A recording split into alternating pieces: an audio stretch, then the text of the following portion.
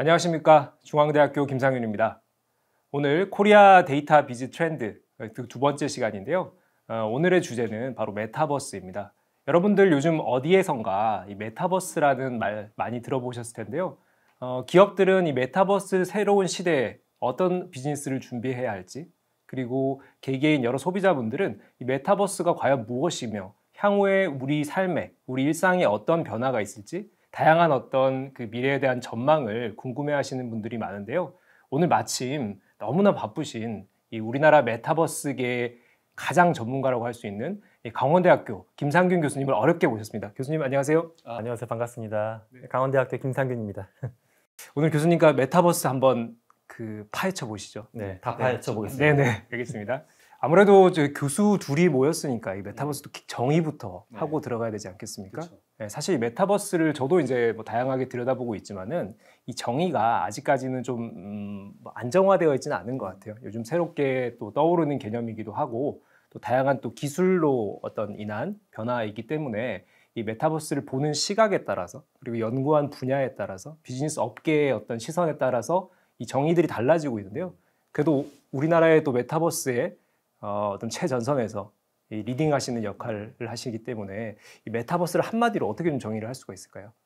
메타버스가 일단 초월 세상인데 무엇을 초월했는지가 중요한 것 같아요. 그래서 저는 두 가지로 이야기하는데 원래 있던 기존 세상이 시간을 초월하는 가치가 있고요. 두 번째는 공간을 초월하는 개념이 있습니다. 시간과 공간을 초월한 세상 이렇게 보는 게 원론적인 정의고요. 좀 더 이제 현실적으로 보게 되면 국회 입법조사처에서 2주 전인가 어떤 워크숍 할 때 그 얘기를 하더라고요. 메타버스가 뭔지 정의를 했는데 제가 평상시에서 많이 사용하는 정의이긴 해요. 저는 정의하기로 메타버스를 아바타로 살아가는 디지털 세상. 제가 이제 기업들 만나면 가장 많이 쓰는 정의인데 같은 맥락으로 정의하셨더라고요. 국회에서 정의한 건 나의 자아를 상징하는 상징물로 살아가는 온라인 세상. 이렇게 정의했습니다. 여기서 이제 상징물, 온라인 두 가지를 핵심으로 본 것 같아요. 근데 이제 저도 그 업계에서 이제 뭐 한 10년 정도 경험을 하고 학교로 넘어오다 보니까 이 다양한 업종에서 이런 가상 세계를 바라보는 시선들이 다 다른 것 같아요. 그렇죠. 지금 말씀하실 어쨌든 이 메타버스가 새롭게 정의되고 있는 상황에서 나의 또 다른 자아가 살아가는 공간, 이것이 어떻게 보면 대표적인 정의라고 할 수 있지만은 또 다른 업종에서는 또 다른 시선들이 있거든요. 예를 들면은 그러니까 제조업에서 메타버스와 유사한 개념이 디지털 트윈이라고 하는 게 어떻게 보면은 여러 다양한 설비들을 이 가상 세계 속에 집어넣고 우리가 게임하듯이 이 설비들을 제어를 하면은 공장 현장에서 돌아가는 설비들이 그 제어에 따라서 움직이는 어떤 그걸 디지털 트윈이라고 하는데 이것이 또 메타버스에 확장된 개념 아니겠습니까? 그렇죠. 이런 측면에서 꼭 자아로만 또 국한하기에도 좀 이렇게 한계가 있는 것 같아요. 그런 부분은 또 어떻게 또 좀 살펴보고 계신가요? 이제 메타버스를 뭐 아주 뭐 공신력이 높다라고 보기는 그렇지만 그래도 그나마 아직 관련됐던 단체 중에 ASF가 만든 정의를 보게 되면 뭐 증강현실, 그다음에 가상 세계, 그다음에 라이프 로깅, 거울 세계 네 가지 정의하고 있고 디지털 트윈 같은 경우에 사실은 거울 세계 하나에 들어간다라고 저는 생각을 하고 있어요. 근데 그 거울 세계를 놓고 보면 자아는 없지 않냐라고 할 수가 있는데 사실 거울 세계가 지금 최근에 뭐 보게 되면 개인을 복제한 챗봇도 디지털 트윈이라고 좀 부르기 시작했거든요. 개인을 복제한 챗봇은 결국 뭐냐? 이 사람을 100% 동일하게 트윈을 만들어낸 거냐? 그렇지 않고 또 하나의 자아인 것 같거든요. 이렇게 보게 되면 사실은 우리가 원래 쓰고 있던 뭐 디지털 트윈 개념에도 사실은 일정 부분은 자아 개념이 들어가지 않나 하는 생각을 갖고 있습니다. 실질적으로 저는 이제 소비자들이 체감하는 차원에서 이 메타버스를 요즘 다시 한번 생각을 해보면은 가상과 현실을 구분하지 못하는 어떤 그 상황, 어떤 그 현상, 트렌드 이런 것들을 좀 표현하는 것이 가장 좀 거시적인 차원의 해석이 아닌가. 예를 들면 앞서 말씀드린 그 제조업의 사례에서도 이 디지털 트윈이라고 하는 것이 설비와 어떤 그 실제 설비와 가상 세계의 설비를 연결하는 건데 이게 디지털 자아라는 개념이 좀 모호하지만은 이것이 가상에서 조정되는 게 현실에서도 연결돼서 조정되는 거고 또 우리가 실제로 내가 이제 어떤 게임 속에서 나의 디지털 자아를 만드는 것도 내가 현실의 나와 그다음에 그 가상 세계 속의 나를 또 어떻게 보면 연결하는 거고 이것이 결국 가상과 현실에서 이 모호해지는 공간 속에서 다양한 어떤 비즈니스나 다양한 기능 혹은 재미를 추구하는 그 속에서 또 경제 활동이나 어떤 다양한 그 커뮤니케이션이 일어나는 이런 여러 가지 트렌드를 바로 메타버스라고 할 수 있지 않을까. 저는 좀 그렇게 좀 해석을 해보고 있는데요. 특히나 김상 교수님께서는 이제 박사 학위를 이제 HCI 쪽을 하셨어요. 네, 그죠? 인지과학. 네, 인지과학이라고 하는 것이 결국 메타버스에서 또 어떻게 보면 가장 중요한 또 연구 분야라고 할 수 있겠는데요. 주로 이제 인지과학과 주로 게임 쪽을 많이 네. 들여다보셨죠. 그쪽 흐름에서 보셨을 때는 또 메타버스가 또 어떤 그 전반적인 2, 30년간에 쭉 이렇게 흘러오는 흐름이 있으실 것 같은데요. 그거 한번 좀 소개를 해주시죠. 사실 이제 메타버스를 연구하는 분들 중에 뭐 VR 하시는 분들은 VR이 메타버스인데 리브랜딩 된 거다. 또는 게임 하시는 분들도 게임이라는 표현을 안 좋아하더니 메타버스라고 똑같은 건데 메타버스라고만 부르면 사람들이 좋아한다라고 해서 약간 좀 심통난 표현을 쓰실 때가 있어. 좀 섭섭함의 표시인데 섭섭함이 이해도 돼요. 왜냐하면 VR도 메타버스의 일부기도 하고 게임도 메타버스의 일부긴 해요. 근데 여기서 좀 중요한 건 메타버스의 전부가 VR은 아니고요. 메타버스의 전부가 역시 게임도 아닙니다. 그 관점을 보셔야 되는데 그럼 VR이건 게임이건 간에 이런 것들을 인간은 도대체 왜 할까를 생각을 해봐야 될 것 같아요. 심리적으로 봤을 때 저는 이거 인간의 학군이 세 가지 마음으로 많이 설명을 드리는데 큰 축을 이렇게 그리면 돼요. 제가 이제 시간과 공간을 초월한 세상이 메타버스라고 불렀는데 시간과 공간을 초월한 세상에 들어가서 뭘 하려고 하는 거냐. 네 개의 디멘전이 있는데 하나는 세상에 대한 관심이 있고요. 하나는 사람에 대한 관심이 있어요. 세상과 사람에 대해서도 나 혼자 직접적으로 혼자 놀려고 하는 마음이 있고 한쪽은 상호작용하려고 하는 마음이 있어요. 그래서 여기서 이제 실제 공간을 초월해서 사람하고 상호작용하려고 하는 마음, 여기서 나오는 게 더 넓은 소통을 하고자 하는 꿈으로 상징이 되고요. 세상과 상호작용하려고 하는 사람이 만들어 놓는 꿈이 바로 탐험입니다. 이제 게임 좋아하는 사람들이 게임 속에서 사람들하고도 어울리지만 새로운 이벤트, 새로운 땅, 다니는 거 좋아하잖아요. 탐험.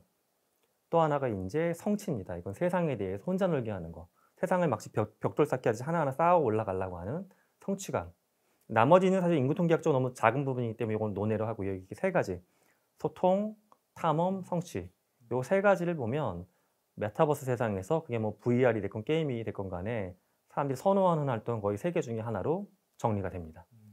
소통, 탐험, 성취 어떻게 보면은 인간이 살아가면서 우리 현실 세계에서도 다양하게 소통, 탐험, 성취에 대한 활동들을 하는데 근데 역시나 이제 가상 공간, 이 메타버스라는 새로운 세상 속에서도 소통, 탐험, 성취를 기반으로 해서 다양한 어떤 기능들이나 활동들이 생겨나고 있다. 이렇게 좀 보면 될 것 같네요. 그리고 이 메타버스가 또 다양한 이게 기술의 이기로 인해서 발전하고 있는 어떤 그런 부분들을 좀 무시할 수 없지 않습니까? 예를 들면 이 메타버스라는 개념이 90년대 이 닐 스티븐스의 소설 스노우 크래시에서 최초로 정의가 됐는데 이것이 실질적으로 구현된 것은 우리가 대표적인 사례로 꼽는 것이 이제 세컨드 라이프라고 하는 2003년대 출시된 미국의 게임. 어찌 보면 나의 부캐, 나의 아바타가 살고 가는 어떤 세상을 게임 형식으로 풀어낸 어떤 그런 그 이제 컨셉이 바로 최초로 적용된 것이 세컨드 라이프라는 게임인데요. 사실 이 게임이 제가 이제 이전 자료들을 찾아보면은 한 4, 5년 정도 반짝하다가 이 세상에서 좀 이렇게 좀 주목을 좀 덜 받기 그렇죠. 시작했어요. 그게 저는 들여다보면은 여러 가지 기술적인 상황들이 2003년도에 구현이 되지 않았기 때문에 사람들이 이게 가상이냐 현실이냐 이걸 모호하게 막 정말 헷갈려야 이 게임을 더 적극적으로 하는데 그게 너무나 뚜렷하게 이게 그 수준에 미달되니까 이 게임들을 많이 안 쓰는 어떤 그런 상황이 벌어지지 않은 것인가. 자연스럽게 이제 그 기술의 어떤 발전과 진화라는 측면에서 최근 들어서 그럼 이 관련된 기술들이 폭발적으로 성장한 것이 바로 메타버스가 지금 주목받고 있는 계기가 아니겠습니까? 그렇죠. 그러니까 기술 두 가지 측면으로 봐야 될 것 같은데 하나는 기술의 범용성에 대한 가치가 있고 하나는 기술의 어떤 몰입성에 대한 가치가 있는데 몰입성을 키워주기 위해서 우리가 많이 최근에 나온 게 VR, AR이죠. VR도 사실 뭐 나온 지는 이미 100년 가까이 됐어요. 1938년도에 최초의 VR이 나왔고 몇 번의 이렇게 격동이 있었거든요. 그러니까 VR 쪽 마켓을 보는 사람들은 이거 몇 번 벌써 이렇게 출렁출렁 했는데 또 이런 거다. 또 이제 금세 꺼질 거다라고 하는데 몰입성 측면에서 예전 VR과 지금 VR은 차이점 분명히 있어요. 일단 가격이 굉장히 낮아졌습니다. 낮아졌고 성능 훨씬 좋아졌어요. 그런데 그럼 몰입성만 좋아진 게 메타버스 핵심 기술로 갖고 갈 수 있냐? 그렇진 않은 게 제가 봤을 때 세컨드 라이프가 좀 더 대중화가 안 됐던 이유는 VR이 안 돼서 그런 문제가 아니라 너무 복잡했어요. 세컨드 라이프는. 세컨드 라이프를 지금 이제 그 인터페이스를 지금 요즘 분들한테 보여드리면 깜짝 놀라요. 뭐냐 하면 요즘 우리 아이들이 많이 하는 것 중에 예를 들어 뭐 제페토다, 로블록스다, 마크다. 그것도 이제 크리에이터 모드로 들어가면 예를 들어 로블록스만 해도 루아라고 하는 랭귀지를 배워야 좀 디테일하게 월드를 만들 수가 있거든요. 그것도 어른들 처음에 보여드리면 좀 어렵다고 그래요. 근데 세컨드 라이프는 인터페이스가 정말 학을 뛸 정도로 복잡했어요. 이거를 이게 무슨 편하게 줄 수 있는 거야. 이건 내가 개발하라는 얘기잖아. 이 정도 얘기가 나오거든요. 그러니까 대중적이지가 못했어요, 걔는. 근데 지금 그나마 국내외에서 메타버스 플랫폼 메인으로 얘기되는 게 뭐 제페토나 마크, 로블록스들인데 이거는 크리에이션 모드를 쓰지 않는 이상 인터페이스가 엄청 단순하거든요. 크리에이션 모드도 예전보다 훨씬 쉬워졌고. 그러니까 저는 일단 접근성이 이렇게 제너럴한 기술을 통해서 넓어진 거 이게 한 축으로 보고요. 또 하나는 정말 몰입감 있는 경험을 하고 싶었던 사람들도 과거 1차, 2차, 3차 VR 때보다 지금 VR이 기술적으로 훨씬 더 성숙됐고 가격도 훨씬 대중화됐고 그러니까 양쪽의 니즈를 다 만족시키고 있는 것 같아요. 최근의 현상은. 결과적으로 이 메타버스라고 하는 것이 사람들에게 좀 어떤 편리한 경험적인 가치를 제공하는 것, 그다음에 기술적으로 이것을 실감할 수 있게 하는 것, 이 두 가지 측면이 가장 중요하다고 그러면 할 수 있겠네요. 그렇죠. 뭐 경제적인 부분도 있고 다양한 공간 간의 상호작용성도 있고 사실 특징들은 여러 가지가 있는데 그 특징을 종합해서 보면 한 가지 키워드가 돼요. 결국 내가 현실에서 살아가는 것과 비슷해야 사람들은 좋아해요. 오히려 비슷한 거. 현실과 비슷하다는 게 바로 그런 거예요. 현실은 내가 저 물건을 만지려고 장갑을 끼고 복잡하게 조작하지 않잖아요. 만지면 되는 거고 현실은 내가 눈앞에 쓰고 있으면 실제적으로 보이는 거고 눈앞에 뭐가 있으면 그것처럼 사람은 내가 학습하거나 거추장스러운 걸 착용하지 않더라도 현실의 상호작용을 똑같이 보여주는 공간을 사랑합니다. 그게 이제 오늘 이제 데이터 비즈 트렌드 행사이기 때문에 이 데이터와 연결시켜서 말씀을 드리면은 결국 가상과 현실 세계에서 이 다양한 데이터들이 실시간으로 아주 정교하게 이 소비자 맞춤형으로 데이터가 수집되고 전달 분석돼서 또 새로운 어떤 컨텐츠를 제시하고 새로운 경험에 또 활용되고 이것이 이 사용자들이 불편하지 않아야 되는 거죠. 이게 어떻게 보면은 이것을 자연스럽게 이 상황을 만들어주는 자체가 이 데이터가 물밑에서 다양하게 이제 서로 상호작용하고 있는 것이다. 이렇게 좀 볼 수가 있을 것 같은데요. 자, 결과적으로 그러면은 이제 여러 가지 말씀 중에 사실 이제 좀 짚어주시긴 했지만은 이 메타버스를 준비하고 있는 기업들 그리고 이 메타버스를 또 이용하고자 하는 사용자들 측면에서 이 메타버스가 어떤 유형이 있지? 방금 말씀 주신 AR, VR도 있을 거고 또 다른 뭐 여러 가지 유형들 한번 정리를 해주시면 어떻게 좀 말씀해 주실 수 있을까요? 이렇게 보시면 좋을 것 같아요. 저는 이제 우리가 살아간다라는 게 밥그릇에 무언가를 담아서 주고받는 활동, 경제의 시작이었잖아요. 사실 뭐 예전으로 놓고 보면 석기 시대가 석기 유물을 봐도 사람들이 오해하는 것 중에 하나가 여기 있는 돌을 깨가지고 내가 이 돌을 썼을 거라 생각을 하거든요. 실제 그렇지가 않아요. 근데 이 돌도끼가 출토된 지역을 보게 되면 이 돌이 어디서 왔냐 하면 400km, 500km 밖에서 온 돌을 쓰거든요. 이 돌을 어떻게 갖고 왔을까? 돌주스로 500km 왔다 갔다 아니잖아요. 교역을 했을 거거든요. 그러니까 인류의 역사는 교역의 역사인데 결국 그릇에 담아서 주고받는 건데 현실에서 현실을 주고받는 게 우리가 물리적 지구라고 보시면 좋을 것 같고요. 공간이 현실인데 가상 있게 튀어나와서 보여주는 거. 이게 우리한테 익숙한 포켓몬고 같은 증강현실. 보여주는 공간도 가상이고 내용물도 가상인 것. 이게 대표적으로 게임이나 VR로 우리가 생각하고 있는 가상 세계 거기 들어가고요.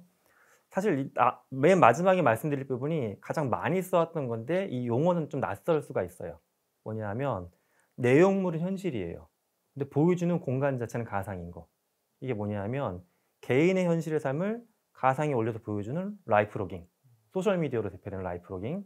그다음에 비즈니스 활동은 현실에서 발생을 해요. 밥도 현실에서 져야 되고 배달도 라이더가 현실에서 해줘야 되고 근데 이 모든 거는 뒤에서 가상으로 보여줘. 배달앱. 이게 거울 세계 같은 거거든요.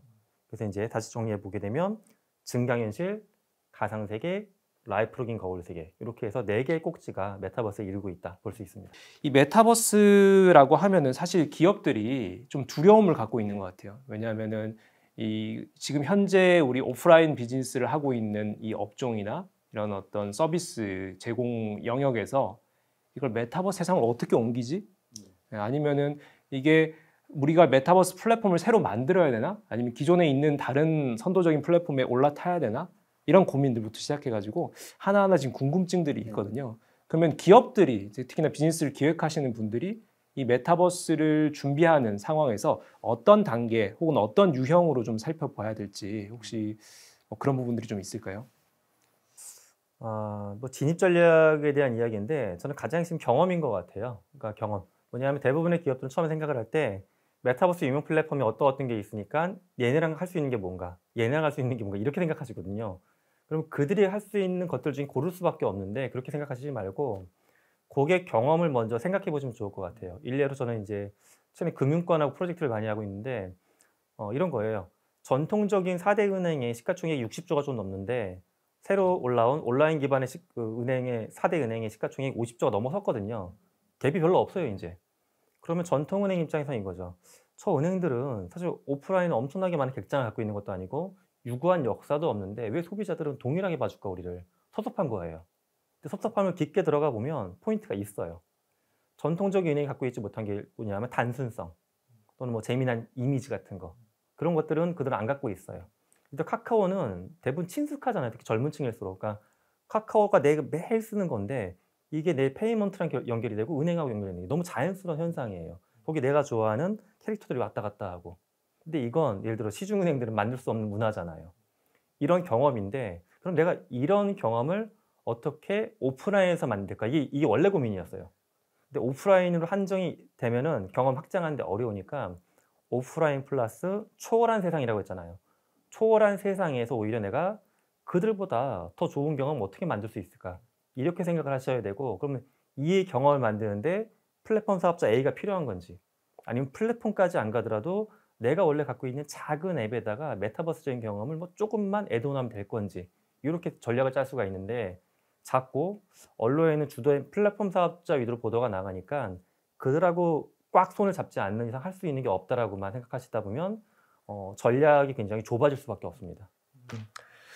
교수님께서 말씀해 주신 것처럼 이게 결국은 소비자들의 경험에 어떤 가치를 더 얹을 것인가, 이 과정에서 가상세계 혹은 이 가상과 현실이 결합되는 요 영역에서 새로운 서비스 형태가 어떤 것이 있을 것인가, 결국 이런 어떤 고민에서 시작될 것 같은데요. 결국 기업들이 이런 그 메타버스 환경을 준비하는 과정에서 요즘 이제 흔히들 우리가 얘기하는 우리 컨텐츠 측면, 플랫폼 측면, 그다음에 인프라 측면 이렇게 좀 또 구분지어서 생각해 볼 수가 있을 것 같아요. 혹시 좀 교수님 좀 그 부분 컨텐츠 플랫폼 인프라 측면에서 조금 구분을 해서 한번 설명을 해주시겠습니까? 이제 메타버스 산업을 좀 크게 보면 5단계인 것 같아요. 제일 바닥에 있는 게 인프라인데 인프라는 뭐 산업적으로 좀 더 디테일하게 쪼개보면 뭐 데이터 센터, 클라우드, 통신, 전력까지 다 인프라라고 볼 수 있는 것 같고요. 인프라 위에 인제 주로 저기 플랫폼이 올라가죠. 우리한테 익숙한 뭐 아까 말씀 로블록스. 로블록스도 실제 그 플랫폼 자체는 자기네 개발한 거지만 인프라를 쓰는 건 아마존 AWS 쓰고 있거든요. 이렇게 플랫폼이 올라가고 우리는 메타버스에 있을 때 뭐 테마주다, 핵심이다 기억하고 있는 게 대부분 플랫폼 사업자의 명칭이긴 합니다. 근데 플랫폼 자체는 그 자체로는 빈 건물일 뿐이에요. 사실 뭐 로블록스의 기업 가치가 50조가 됐다. 뭐 네이버 제트도 상장하면 얼마가 될 거다라고 사람들이 이야기하는 이유 자체는 플랫폼이 뭐 가치가 있을 수도 있지만 그 안에 있는 콘텐츠 예를 들어 로블록스에 5천만 개 월드가 있고 제페토에 하루에 많을 때 10,000개 가까이 새로운 사람들이 크리에이션하는 콘텐츠가 올라오는 거. 그 힘이 되는 거거든요. 그러니까 사람들이 즐기는 건 플랫폼을 즐기는 게 아니라 플랫폼 위에 있는 콘텐츠를 즐기는 거다. 콘텐츠가 이렇게 있고요.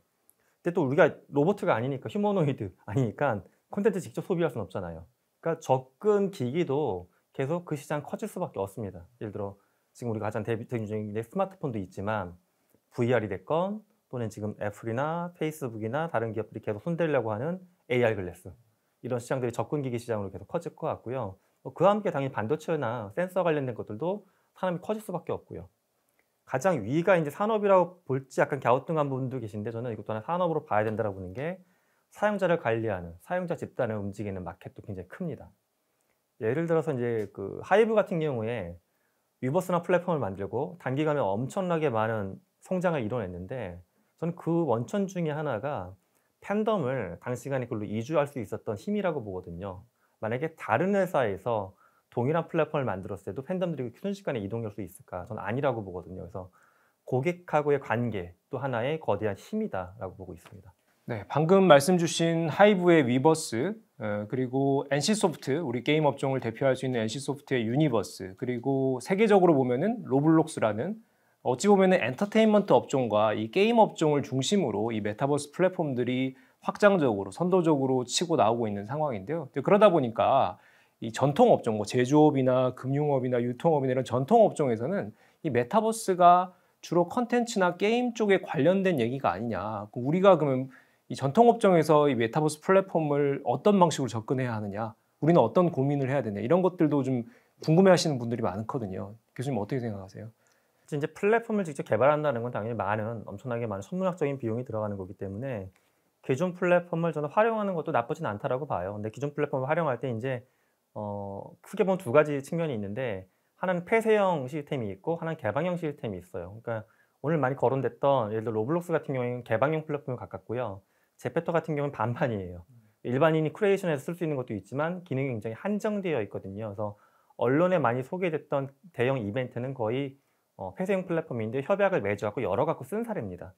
근데 이제 기업이 덩치가 클 경우에는 가능하겠지만, 만약 동네에 있는 소상공인들, 예를 들어 나는 뭐 20-30명 학생들 대상으로 공부방 하고 있어. 공부방인데 메타버스적으로 뭘 해보고 싶어. 상담도 하고. 그런데 제페토랑 기업 대 기업으로 계약한다. 이건 어렵잖아요. 그러면 아예 이걸 소액만 내면은 열어주는 모델을 갖고 사업하는 플랫폼 사업자들도 있어요. 그런 사업자들하고 손대갖고 하는 것도 하나의 방법이고요.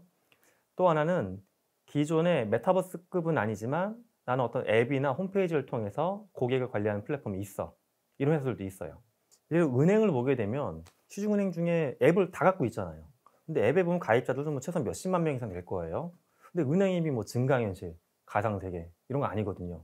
그런데 외국 사례 보면 이런 케이스가 있어요. 은행 앱인데 길거리 가다가 갑자기 현찰이 필요할 때도 있잖아요. 우리가 카드도 쓰지만. 그러면 앱을 딱 키면은 증강현실로 가까운 ATM기를 보여줘요. 거리에 뛰어가지고. 그럼 증강현실을 접목한 사례가 될 수가 있고요.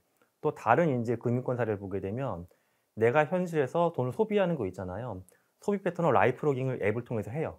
그래가지고 그걸 바탕으로 뭔가 분석해 주는 것도 만들어 놓은 은행들도 있어요. 이런 식으로 하나의 접근 채널을 갖고 있기 때문에 이거를 확장하는 방법을 메타버스적으로 생각을 해보면 도움이 됩니다. 그 은행 사례 말씀하시는 거, 저도 은행 하나 또 재밌는 사례가 생각이 나는데요. 싱가포르의 그 인터넷 그 이제 디지털 은행으로 급성장하고 있는 DBS라는 은행 사례가 있습니다. 이 DBS가 2010년대 들어와서 이 알레페이나 텐센트와 같은 중국이 다양한 또 이 핀테크 업체들의 거센 도전을 받다 보니까 시장을 다 잃을까봐 두려운 나머지 우리는 디지털 은행으로 전환하겠다 선언을 하고, 이 디지털 은행의 여러 가지 컨셉들 중에 이 메타버스 개념을 적용한 사례가 있어요. 뭐냐면은 영업점을 무인화시키는데요. 이 무인화시키는 이 어떤 다양한 그 기술들이 VR, AR을 접목을 하는 거죠. 그럼 이용자가 이 영업점에 들어왔는데 사람이 없는데 이것을 챗봇과 대화를 해가지고 나를 인증을 하고, 내가 인증된 나는 그 안에 공간에 사이버 공간에서 돌아다니면서 다양한 은행 상담이라든지 은행 거래를 해가는 어떤 그런 그 컨셉을 적용한 사례를 봤는데요. 결국 은행이라고 하는 것이 교수님 말씀하신 것처럼 우리가 그냥 은행을 찾았을 때만 일어나는 거래도 있지만은 일상생활에 다양한 금융 거래들이 일어나기 때문에 이런 금융 거래들을 다른 어떤 서비스들, 다른 재미와 어떻게 붙여 나갈까 하는 그 접점에서 이 메타버스 활용도가 좀 또 생겨날 것 같아요. 그리고 이제 아까 교수님 말씀 주신 것 중에 이제 플랫폼이라고 하는 것이, 저도 이게 궁금한데 우리가 이 메타버스를 또 다른 세상이라는 측면에서 1980년대 후반 인터넷 세상과 또 비교를 하면서 얘기를 하잖아요. 1989년 HTTP라고 하는 우리 인터넷 프로토콜이 생겨난 그 시점을 인터넷 세상이 열린 시점으로 보면은 그 당시에 많은 인터넷 사이트들이 생기고 또 인터넷 사이트들의 대표 주자라고 할 수 있는 포털 사이트들이 경쟁적으로 생겨나다가 최근에는 몇몇 업체들이 독과점을 형성을 하고 있어요. 그런 측면에서 이 메타버스 세상도 이후에 몇몇 주도적인 플랫폼에 의해서 이 독과점 양상이 펼쳐지지 않을까, 지배적인 플랫폼들이 다 이렇게 시장을 장악하지 않을까, 이런 우려들을 또 얘기하시는 분들이 있거든요. 혹시 그 메타버스 플랫폼은 향후에 10년, 20년 지난 시점을 한번 상상을 해보신다면은 이 몇몇 소수의 플랫폼들의 지배력이 어느 정도 될 것이라고 교수님께서는 예측하시나요? 사실 영화를 보면 레디 플레이어 원, 네. 소설 원작으로 했던 영화를 보게 되면 2045년도에 상당수의 사람들이 오아시스라고 하는 하나의 플랫폼에 이제 접속해 산다라고 설정이 되어 있는데, 그 가능성이 없진 않다라고 봐요. 왜냐하면 플랫폼이라는 특성 자체가 네트워크 효과잖아요. 나 혼자만 들어가서 의미 있는 게 아니라 거기 수십만 명, 수백만 명이 들어와야지만 플랫폼의 가치가 커지는 거고 그건 어쩔 수 없는 진실이기 때문에 그러면 만약에 1억 명이 들어가 있는 플랫폼이 몇 개가 생길 수가 있을까? 지금 전 세계 인구가 다 쓴다고 가정해도 하나도 겹치지 않는다고 저도 78개면 끝이거든요. 지금 78억 인구니까. 근데 냉정하게 보게 되면 78억 인구 중에 현재 망에 접근할 수 있는 사람은 3분의 1 될까 말까 하고요. 그들이 약간 중복해서 쓴다고 해도 아무리 좋게 봐도 1, 2억의 인구가 쓸 수 있는 플랫폼 중복을 해서 보게 되면 결국 글로벌하게 2, 30개 이상 넘어갈 수는 없거든요. 그러니까 지금 우리가 갖고 있는 인터넷 기반 포털 플랫폼의 개수보다 더 많아지기는 힘들지 않을까. 이 상태로 놔둔다면 그게 제 예측입니다. 그러면 결국 이 메타버스 세상도 또 지금의 인터넷 세상처럼 몇몇 또 지배적인 독점적인 플랫폼들이 생겨날 수 있다. 네, 그런 부분들이 영향력이 더 커질 수 있다. 이렇게는 될 것 같아요. 지금 뭐 2억 명, 3억 명짜리 플랫폼이 있잖아요. 그거는 이제 제너럴한 플랫폼이고 제너럴한 플랫폼은 당연히 사용자가 많을 건데 제가 앞서 말씀드린 은행이 자기네 앱을 기반으로 소규모 플랫폼을 만들었어요. 근데 은행 기반 플랫폼을 내가 하루 종일 쓰진 않을 거란 말이에요. 그러면은 이 제너럴한 플랫폼과 얘가 연동될 수는 있겠죠. 그럼 얘도 이제 대형 플랫폼 몇 개가 있을 것이고 대형 플랫폼하고 연동되는 소규모 플랫폼들이 자기의 산업 분야 내에서 이제 입지를 다져나가는 이런 양상이 되지 않을까 생각을 합니다. 그리고 이제 플랫폼 얘기는 그 정도 정리를 하고 이 컨텐츠 또 말씀을 좀 나눠볼까 하는데 결국은 그러면은 뭐 작은 기업들, 소상공인 혹은 또 일부 이 플랫폼을 개발하는 것보다는 컨텐츠를 제공하는 쪽으로 이 컨셉을 잡고 있는 여러 기업들은 이 주도적인 플랫폼에 들어가서 내가 이 컨텐츠를 의미 있게 생산하고 이거 소비자들에게 다양한 효과를 얻고 이 안에서 또 다양한 어떤 부가가치를 창출하는 이런 것들을 검토를 하고 있을 것 같은데요. 주로 이제 유통업계에서 명품 브랜드들이 뭐 동물의 숲이라는 게임이나 뭐 포트나이트나 이런 곳에서 다양한 어떤 그 뭐 이벤트나 혹은 아이템 판매나 이런 걸로 우리가 상거래를 만들어 가고 있고요. 그리고 또 다른 또 제조 영역에서도 역시나 이 메타버스를 통해서 이런 어떤 다양한 또 컨텐츠 제공, 이 거래를 활성화시키는 부분에 대한 또 고민들을 하고 있는데요. 이게 결국은 이 주도적인 플랫폼에 들어가서 이 내가 컨텐츠를 제공하는 입장에서 하면 약간은 이게 그 주도권을 좀 잃지 않을까 이런 부분들도 있거든요. 이 컨텐츠 제공자들의 요즘 움직임은 주로 어떻게 나타나고 있습니까? 컨텐츠 제공자가 어떻게 보면 공생관계긴 한데요. 플랫폼이 컨텐츠 프로바이더 없이는 성장할 수는 없거든요.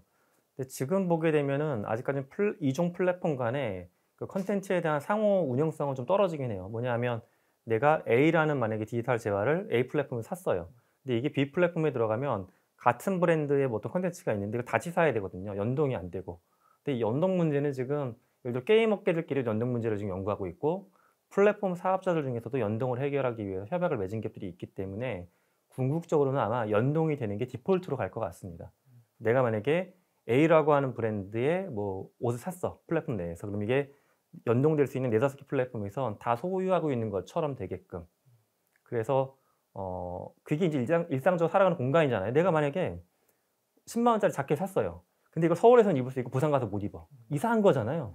제가 초반에 말씀드린 게 삶의 일반적인 방식을 닮아가서 사람들은 삶의 원형에 가까워서 좋아한다라고 말씀 주셨는데 그게 지금 말씀드렸던 거 플랫폼 간에 콘텐츠 연동되는 거랑 똑같은 양상이 되겠습니다. 그러면은 아마 들으면서 이게 무슨 말이냐 이게 또 이해가 잘 그림이 안 그려지시는 분들이 있을 텐데 뭐 현실을 지금 현재 시점에서의 어떤 주도적인 플랫폼으로 좀 대비시켜서 말씀을 드리면은 여러 다양한 인터넷 쇼핑몰들이 있는데 여기서 물건을 구매해도 저쪽 플랫폼에 들어가도 내가 구매한 물건이 연동돼서 뜨고 이게 다양한 어떤 거래가 하나의 플랫폼의 폐쇄형이 아니라 이쪽 저쪽에서 연결돼서 일어날 수 있고 뭐 이런 개념으로 좀 볼 수가 있을까요? 좀 더 확대를 해보면 제가 지금 만약에 A라는 쇼핑몰에서 내가 샀던 디지털 재화만 말씀드렸는데 사실 라이프로깅도 마찬가지예요. 최근에 이제 국내 뭐 금융권 통신사 다른 기업들이 신경 쓰는 것 중에 하나가 마이데이터 부분이잖아요. 내가 삶의 모든 기록이 남겨지고 이게 내가 허용을 해주게 되면 그 데이터끼리 서로 길이 열려가지고 나한테 득이 되는 방향으로 추가적인 걸 뭔가 제공할 수 있다 이 개념인데 이게 확대되려고 하게 되면 당연히 메타버스 내에서도 내가 A 메타버스에서 생활했던 라이프로깅, B의 라이프로깅, C의 라이프로깅이 연동될 때 나한테 편리해지는 거잖아요.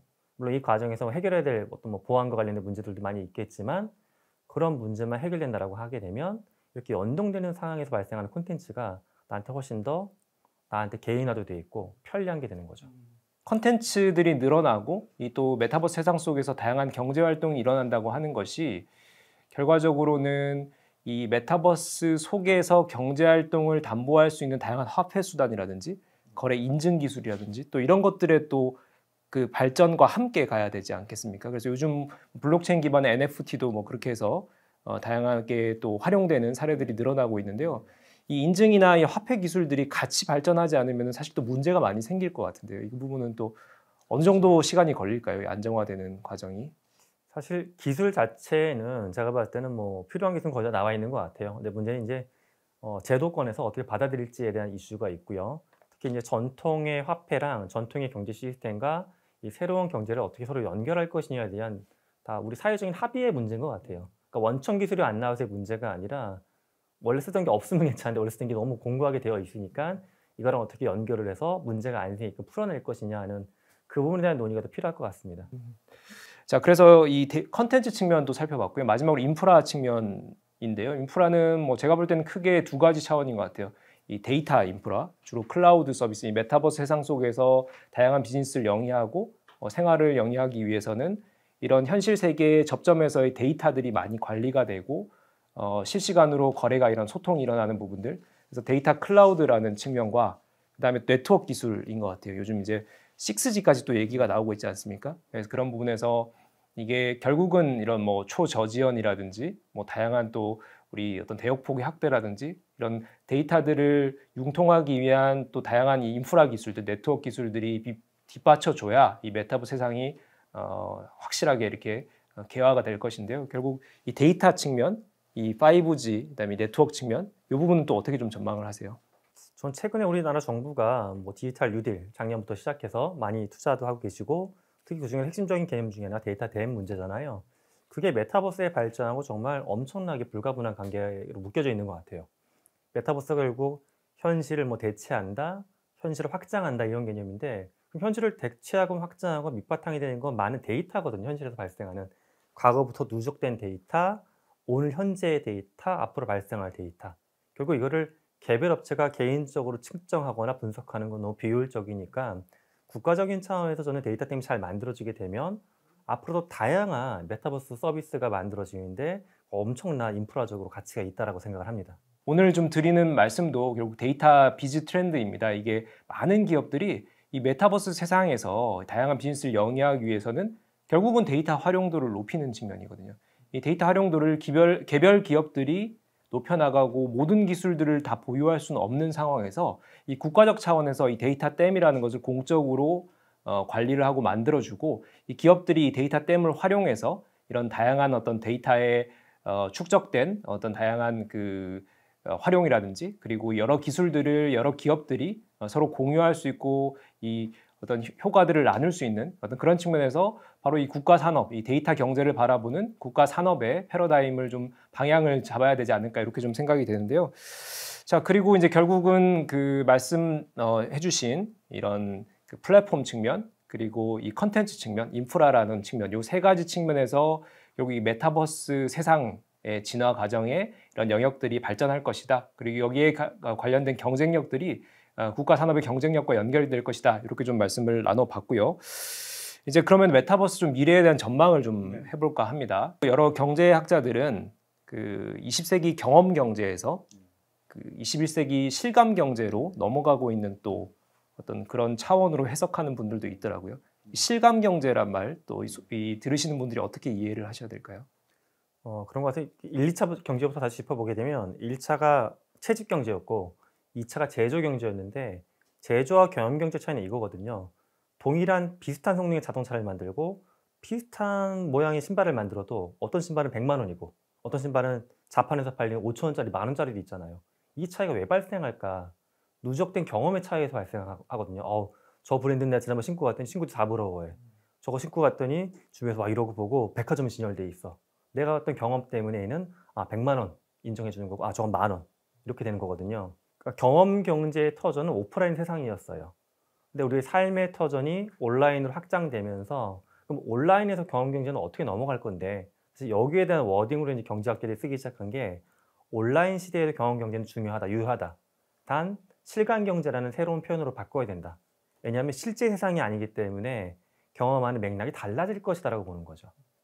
저는 과거에 이제 제조 기반, 경영 경제 기반을 놓고 보게 되면 기업이나 국가 간에 예를 들어 뭐 레비뉴나 GDP가 엄청나게 많이 벌어지고 있거든요. 점점 더 기획 경제로 갈수록. 채직 경제 때 비슷했어요. 다 못 살았어요. 그냥 $600, $700 1년 내에 버는 거 GDP가. 이게 제조 경제로 가면서 약간 차이가 났고 서비스가 활성화하는 경영 경제 시대에 훨씬 더 차이가 커졌는데 이 엄청난 갭이 앞으로 더 발생될 게 실감 경제 시대라고 봅니다. 교수님 말씀처럼 이 메타버스 세상 속에서는 내가 이거를 체감은 그러니까 실감은 했는데 실제 경험한 거라고 말하기는 애매한 거죠. 이제 현실 세계에서 일어나는 경험이 아니기 때문에 내가 정말 이것을 현실 세계에 경험한 듯하게 착각하는 경험을 이 메타버스 세상 가상 세계 속에서 하는 것이기 때문에 그와 관련된 이 VR, AR 다양한 기술들이 진화 발전을 해서 이것을 실제 경험한 것 같은 그 효과를 주기 때문이기 때문에 이것을 이제 우리는 실감 경제로 표현을 하는 건데요. 그래서 이게 실감 경제의 그 효과가 현실 세계의 경험과 정말 유사한 수준으로 일어난다. 이게 결국은 메타버스의 궁극적인 완성이 아닌가. 그렇게 좀 생각이 되는데요. 자, 그래서 결국은 이 많은 소비자들이 궁금해하고 있습니다. 그러면 이게 진짜로 아직까지 내가 VR, AR을 적극적으로 써보지 않았는데 요즘에 나오는 이 기술들, 이 VR, AR 최첨단 기기들을 구입을 해서 내가 이런 메타버스 플랫폼에 들어가서 경험을 하면은 정말 내가 실제 경험하는 것과 유사한 그런 느낌을 받느냐. 정말 이거 내가 실감할 수 있느냐. 이거 궁금해하시는 분들이 많거든요. 대부분이 사실 안 써보셨잖아요. 그렇잖아요. 많이 안 써보신 분들이 많기 때문에 이 부분은 좀 교수님께서 자주 이용하시는 관점에서 어떻게 좀 요즘 수준을 말씀해 주실 수 있으실까요? 실제 뭐 지금 나오고 있는 VR이 아니더라도 90년대 실험에 해도 이런 것들이 있어요. 사람들한테 12시간이나 24시간이나 VR을 쓰게끔 만들어요. 그럼 어떤 현상이 발생하냐 하면 기이하게도 24시간 이내에 현실과 가상을 구분을 잘 못하는 점이 생겨요. 우리는 매트릭스처럼 내가 속는 거는 정말 엄청나게 정교해야지 속을 수 있다고 보는데 막상 그렇지가 않고 빨리 속습니다. 이걸 우리 일상생활에서 느끼는 현상 중에 뭐랑 비슷하냐 하면 가끔씩 오프라인에서 누군가를 만났는데 친한 것 같아. 어디서 봤는지 모르겠어. 막 파헤치면 그냥 페이스북 친구였어. 이런 경우 가끔 있죠. 그러니까 사람은 내가 이 사람하고의 관계가 이렇구나라는 기억은 기억하는데 이 관계가 왔던 원천이 어딘지는 까먹어요. 실제 그래서 사실 유튜브가 무서운 게 뭐냐 하면 우리는 A라는 정치인이 B를 했다. 이걸 기억할 때 이걸 중앙 일간지에서 봤는지 그냥 개인이 운영한 유튜브에서 봤는지를 원천을 까먹습니다. 실험을 하다 보면. 그러니까 이미 우리는 VR이 아니라 많은 매체를 접할 때 그런 걸 느끼고 있는 거예요. 구분을 잘 못하고 있는 거. 근데 구분을 못하는 점이 빨라지는 게 AR이나 VR을 써가지고 물리적인 실감력이 높을수록 좀 더 그걸 빨리 까먹는 거예요. 제가 최근에 봤던 것 중에 이게 있어요. 이세계 아이돌이라고 해가지고 VR챗이라는 플랫폼에서 아이돌 오디션을 하고 있는 팀이 생겼어요. 그거 보게 되면 노래도 정말 그 TV 방송하듯이 나와서 하고 심사위원들도 하고 관찰하는 저도 현장에 있는 것 같은 느낌이 그대로 나요. 그걸 보면서 저는 그 생각이 들어요. 더 이상 이제 이게 일반화가 되다 보면 방송 무대가 필요 없어진다. 방송사 채널권 별로 힘이 없다 이미. 그 생각이 듭니다. 요즘 이게 다양한 그 기술의 발전으로 인해서 이렇게 VR, AR 뿐만 아니라 다양한 또 이런 경험들이 정말로 내가 정말 이 현실 경험과 유사하게 기억에 정말 명확하게 남을 정도의 효과를 보이고 있다. 이제 그런 부분에서 점점 더 이런 메타버스의 활용도가 높아질 수 있다라는 건데요. 하나 제가 사례를 또 부가적으로 말씀을 드리면은 요즘 이제 코로나 팬데믹 기간 동안 이제 많은 분들이 해외여행에 대해서 상당히 그리워하십니다. 근데 제가 최근에 좀 찾아봤더니 이 루브르 박물관이라고 하는 전 세계 관광객들이 너무나 많이 모여서 우리가 직접 가더라도 몇 시간 줄을 서서 들어가야 되는 이 정말 유명한 관광지에 이 안에 내부의 전시장을 이렇게 편안하게 꼼꼼하게 들여다보실 수는 없지 않습니까? 이렇게 급하게 막 보고 나오셔야 되는데 이걸 정말 꼼꼼하게 보고 싶다 하는 분들이 이 VR 컨텐츠를 이용해서 루브르 박물관 안에 있는 다양한 전시물들을 내가 실제로 내가 경험하는 것처럼 이 VR 속에서 경험하는 그런 컨텐츠들을 이미 만들어서 제공을 하고 있더라고요. 그러면 결국은 이게 말씀하신 것처럼 이런 현실과 착각을 하는 것도 중요한 궁극적인 목표이겠지만은 현실 세계에서 하기 어려운 혹은 좀 이렇게 부족한 경험들을 채워주는 어떤 그런 수단으로 이 메타버스 다양한 서비스들, 컨텐츠들이 나올 수도 있지 않을까. 뭐 이런 부분도 좀 충분히 고려해 봄직한 어떤 그런 방향이라고 생각이 되고요. 자, 그래서 뭐 여기까지 지금 우리 메타버스 전반적인 흐름 그리고 플랫폼 컨텐츠 인프라적인 측면에서 또 교수님 다양한 말씀들 들어봤고요. 결과적으로 이제 미래에 대한 예측 중에서도 이게 너무 긍정적인만 얘기만 하다 보니까 이 메타버스 세상에서 부정적인 부분은 없는가, 또 우리가 조심해야 될 것은 없는가, 뭐 이런 것들을 또 우려하시는 분들도 있거든요. 예, 그래서 이제 부정적인 말씀 조금 한번 나눠볼까 하는데요. MZ 세대들은 특히 MZ 중에서도 10대, 20대 초반까지 세대들은 이런 디지털 자아와 나의 현실 자아를 구분해서 이렇게 메타버스 세계관을 가지고 이를 바라보는 경우도 있지만은 30대 이후 좀 시니어 분들께서는 이것을 과연 어떻게 내가 받아들여야 되는가 이런 부분들에 대해서 어떤 또 충돌 양상들이 있거든요. 뭐 이 디지털 자아에 대한 세계관뿐만 아니라 다양한 사회적인 어떤 이슈들이 생길 것 같아요. 이런 부분들은 교수님께서는 어떻게 좀 진단을 하고 계시나요? 큰 틀로 보면 그런 것 같아요. 그 MZ 세대나 알파 세대가 왜 메타버스를 좋아하냐 생각을 하면은 몇 가지 이유가 있는데, 하나는 그들이 태생적으로 디지털 네이티브이기 때문에 그게 너무 편리하다라는 게 있고요. 일반적인 관점이 있고, 또 하나는 기성 세대가 만들어 놓은 사회의 틀이 굉장히 공고하잖아요. 제가 앞서 시간과 공간을 초월하는 게 메타버스라고 했는데, 왜 초월해야 되냐 그들은. 초월하지 않은 현실의 시간과 공간은 기성 세대가 쥐고 있거든요. 하다못해 부동산 다 기성 세대 거고, 나는 만약에 200평짜리 공간 만들어서 클럽을 만들고 싶어. 돈 안 받는 클럽. 그걸 만들 수 없잖아요, 물리적으로. 그러니까 메타버스 안에 그걸 만들기 시작하는 거예요. 사실 이 문제가 그럼 어디까지 갈 수 있냐 하면, 그럼 기성세대는 아날로그 공간에 살고 우리는 메타버스에 산다. 갈라지기 시작하면 우리 사회가 여전히 갖고 있는 집단 간의 벽을 해소하지 못하는, 오히려 메타버스를 통해서 벽이 해소가 되는 게 아니라 벽을 더 두텁게 만들 수 있는 문제가 될 수도 충분히 있다라고 보고요. 그리고 이제 자아의 문제를 놓고 보게 되면 정신의학적으로는 이미 한 4-5년 전부터 그게 논의가 되고 있긴 합니다. 메타버스에 아바타를 만들고 이 아바타로 창의적, 자율적으로 소통하는 것까지 괜찮은데, 이 아바타에 대한 집착이 너무 강해지다 보게 되면 얘가 나의 본래 모습이고 여기에 있는 내가 오히려 뒤에서 움직이는, 그냥 난 정신일 뿐이야 라고 생각할 수가 있어요. 육체에 대해서도 관심도가 떨어지고 육체에 대한 애착도 떨어지고, 그럼 결국 약간 정신의학에서 이야기하는 조현병이나 이인증처럼 정말 분리되어 있는 사람처럼 느끼게 되는 현상도 될 수 있기 때문에, 이런 부분은 저희가 지금부터 사회적으로 좀 준비를 해야 되지 않나 생각을 합니다. 결국은 이 디지털 격차를 좁혀 나가는 게 지난 20년간의 우리 사회적인 또 다양한 어떤 이슈들이 생겨서 이를 보완하기 위한 다양한 정책들이 발표가 됐다면은, 이 메타버스 시대가 확장될 때는 이 메타버스 격차라는 것이 이 디지털 격차를 더 키워놓을 수 있다. 그리고 아예 완전히 이것을 장벽을 만들어 버리는 상황들이 생길 수 있다. 이런 측면에서 좀 더 우리가 들여다보고 사회적인 어떤 합의가 필요한 부분이 아닐까, 이런 좀 고민들을 나눠 볼 수가 있을 것 같은데요. 자, 결국은 이 메타버스 세상 앞으로가 아니라 지금 이미 열렸습니다. 그렇죠?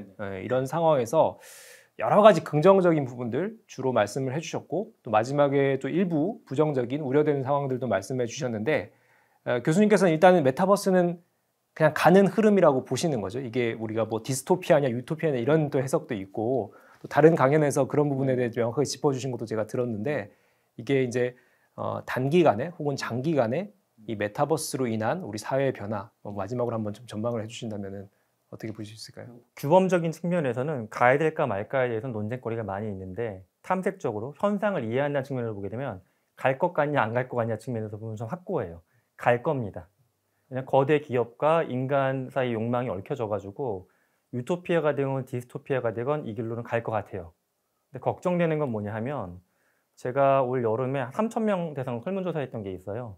메타버스의 궁극적인 지향점을 사람들은 매트릭스 생각하는 분들이 많이 계세요. 매트릭스처럼 컴퓨터하고 뇌가 연결되는 BCI 세상.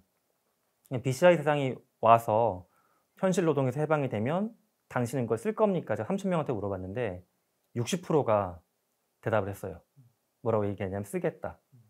저 좀 놀랐어요. 사실 저는 안 쓴다 그냥 설문조사 했지만, 쓰겠다고 했는데 결국 쓰겠다는 60%건 안 쓴다는 40%건 간에 동일한 질문을 또 저한테 하더라고요. 안 쓴다는 사람은 도대체 왜 안 쓴다는데, 쓴다는 사람들은 왜 쓴다는데 저한테 물어보는데, 결국 그 Y가 행복이에요. 결국 메타버스를 쓰건 안 쓰건 인간은 더 좋은 세상에서 행복하게 살고 싶은 게 꿈인데, 그럼 인류는 메타버스에 대한 기술이나 정책을 논의하기 전에 먼저 풀어야 될 질문이 인류가 함께 행복하게 살아간다라는 건 도대체 뭘까? 인류에게 행복이란 이 원천적인 질문에 대한 답을 하면서 메타버스를 그려야 될 것 같습니다. 네, 아주 좋은 말씀이신 것 같은데요. 저도 이제 박사 공부를 기술 경영이라는 분야를 했습니다. 예, 그 분야의 궁극적인 목적이 이 기술은 계속 진화 발전하는 것은 거스를 수가 없다. 근데 이것을 어떻게 인간이 받아들이고 활용하느냐가 중요하다. 이게 정말 긍정적이고 사람들에게 많은 혜택을 줄 수 있는 방법으로 설계를 한다면은 기술은 우리에게 큰 도움이 될 것이고, 만약 그것이 아니라면은 기술이 또 여러 다양한 해악을 끼칠 것이다. 이런 측면에서 기술 경영의 또 어떤 궁극적인 목표를 제가 공부를 한 적이 있었는데요.